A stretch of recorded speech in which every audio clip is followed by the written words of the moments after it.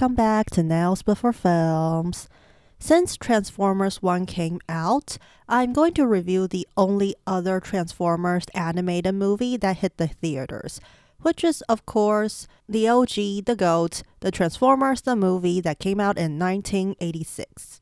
There's a surprise at the end of this video, so stay tuned for that.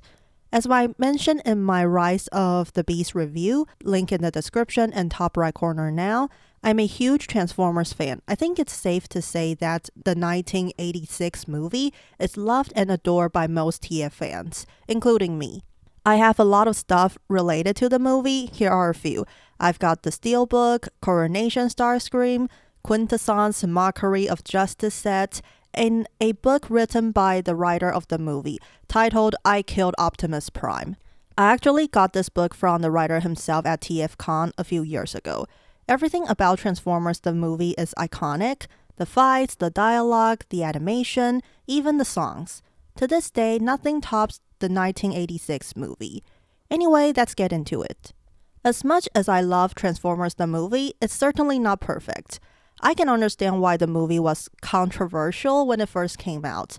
To be honest, it's a movie that was made to sell new toys and get rid of the old. That's why so many characters are killed and new ones are introduced.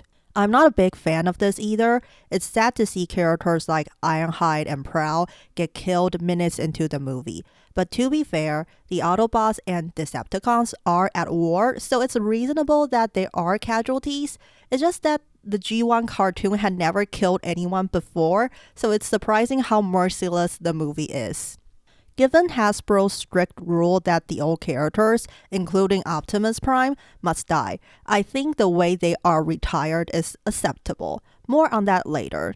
After the first act of the battle on Earth, the movie could be a bit slow. It's mostly just the Earth crew trying to get back to Cybertron and stop Unicron. They don't get there right away because of Galvatron, yada yada yada. Personally, I still find the second act entertaining. I love the design of the Quintessence and the Planet of Junk, and I think we get to know more about the characters during that part. I'll expand upon that later.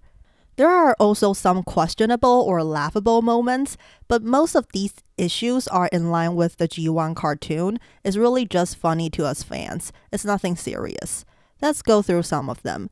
First of all, what the fudge happened? As someone who watched every episode of the G1 cartoon, I was like, what? The Decepticons won? Just like that? We don't get to see any of it?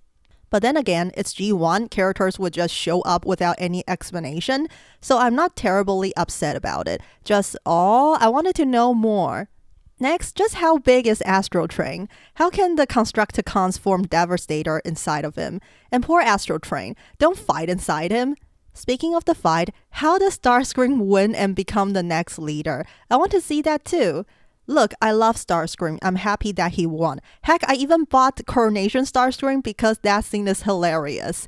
But I want to know how he did it. Why are you skipping all the good parts? Anyway, I did go, I love Starscream. He's so whiny and entertaining when he died. But it's honestly not that shocking after the death of Optimus Prime. I watched Transformers the movie 30 years after it came out. I already knew Optimus would die, but I still cried. As I mentioned in my Rise of the Beast review, when I was 10, I wanted to marry Optimus Prime after watching the first Bayformer. Optimus is the whole reason why I got into Transformers. It was so tough to see him die in the 1986 movie, even if I already knew it would happen. I can only imagine how many little kids that seemed traumatized in the theaters. I was honestly surprised by how brutal Transformers the movie is compared to the first 2 seasons of G1. Some of the deaths are really horrifying, like Prowl freaking looks like he's melting and smoke came out of his mouth before he bites the dust. It's shocking how many characters died. All of the Autobots on that ship are killed. Ironhide even gets stomped to death by Megatron. But I have to say I love Megatron's such heroic nonsense line. It's just so chilling and menacing. But in all seriousness, I think Optimus' death is done decently. The final fight between him and Megatron is so epic, and their lines are absolutely iconic. Megatron must be stopped no matter the cost, and one shall stand, one shall fall are forever engraved in any die-hard TF fan's brain. Both he and Megatron are severely injured after the fight, and there was no clear victor, but it's just as Cup said. Optimus turned the tide. Without him, their Earth base would have been destroyed. So would their hope of fighting back against the Decepticons. It's a fitting end for Optimus Prime, dying to save the future of Autobots, Cybertron, and even Earth. So I don't hate them for killing him. I'm even appreciative that they don't bring him back like modern films do. He stays dead and his death is meaningful. The story of Transformers the movie is very simple, just good versus evil, and that's enough, especially for a movie targeted at kids. Even though the film introduces a bigger threat, Unicron, it still gives us some closure to the conflict between Autobots and Decepticons through Optimus and Megatron's fight. However, I think it's safe to say that for most TF fans, neither Hot Rod nor Galvatron are as great as Optimus and Megatron.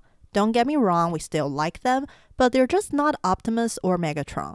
I do like how Hot Rod and Galvatron are distinctly different, both personality-wise and appearance-wise, but Optimus and Megatron are just too iconic.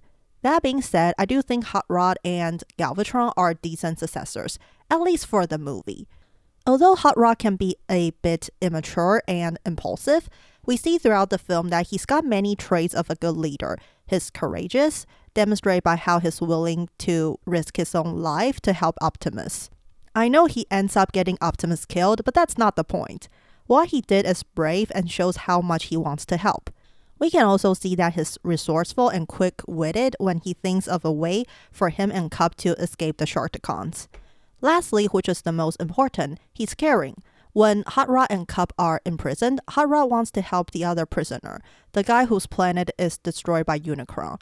He's visibly shaken when the guy gets eaten by Sharkticons, and I think he blames himself for not being able to help. This is one of the reasons why I don't think the second act is boring.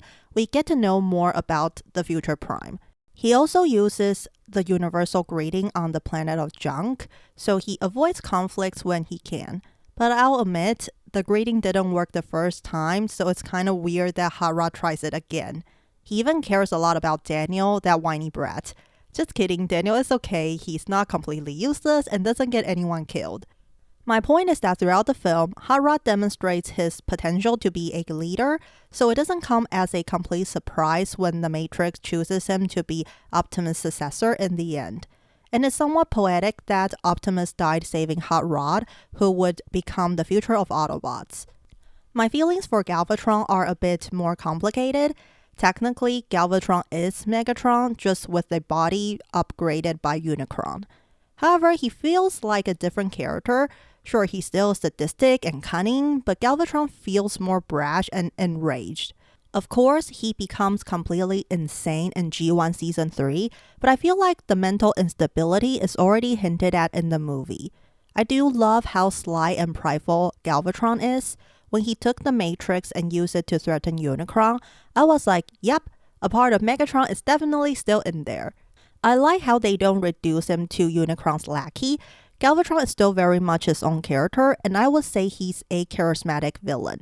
Maybe not as much as Megatron, but he's pretty intimidating too. And no, I'm not throwing shades at Soundwave, he's charismatic too. The Constructicons don't know what they're talking about. As for the big bad of the 1986 movie, Unicron, he's amazing. He's a freaking planet that can transform. How epic is that? Unicron is a force of nature. He is destruction personified into a planet-eating transformer. It's so terrifying and dreadful. Although Unicron doesn't speak much, Orson Welles' voice absolutely embodies the horror of such a powerful and ominous being. His design is also beautiful, both in his planet and robot forms. It is so detailed, his transformation scene is stunning, and even his interior is well designed. Unicron is just such an amazing villain. The aesthetic of the 1986 movie is so exquisite. Unicron, quintessence, the planet of junk, and even the background of space. This film is so beautifully designed. The animation is astonishing. Many anime fans consider the 80s and 90s the golden age of anime, and Transformers the movie came out during this time. They put so many details into the movie compared to the TV series. The fights and transformations are so well animated. The lines are also iconic. Besides the aforementioned "one shall stand, one shall fall," "till all are one" is memorable too. Although the movie is comedic at times, it's generally fun instead of immature. Well, maybe except for Blur's hyper speaking speed, that's a bit childish. The last thing I'm going to talk about is, of course, the music. Transformers the movie has a banger soundtrack. The 80s rock songs are just so epic. It's impossible not to get chills when the touch comes on and Optimus transforms or Rodimus opens the Matrix.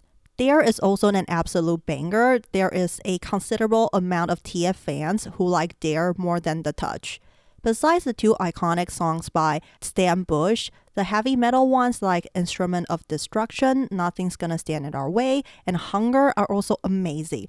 Not to mention the badass rendition of the Transformers theme. And whoever came up with the idea of putting a Weird Al song in a fight scene was a freaking genius. That's basically my thoughts on Transformers the movie. Although the writing is not the best, mostly due to the constraints of having to kill so many characters, it's ultimately a simple story of good versus evil with awesome actions, stunning visuals, and banger music. For many TF fans and myself, the 1986 movie will forever be the GOAT of Transformers movies. Bayformers will always hold a special place in my heart because they're the reason why I got into Transformers. I even got called a disgrace to society for saying my favorite movie is Transformers.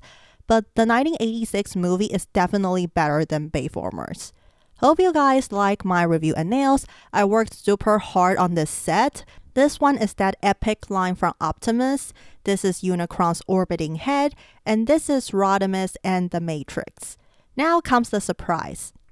Light our darkest hour. Isn't this cool? The Matrix opens and it glows. It was super hard to do this and I'm pretty happy with how it turned out. I'm really proud of this set. Let me know what you think in the comments. My next video will be about Transformers 1, so stay tuned for that. As always, like, subscribe, hit that notification bell, comment, share, do what you want. Follow me on other social media if you like. Links are in the description. Keep nailing it and remember, ba we gra na we nini bang people. It might save your life someday.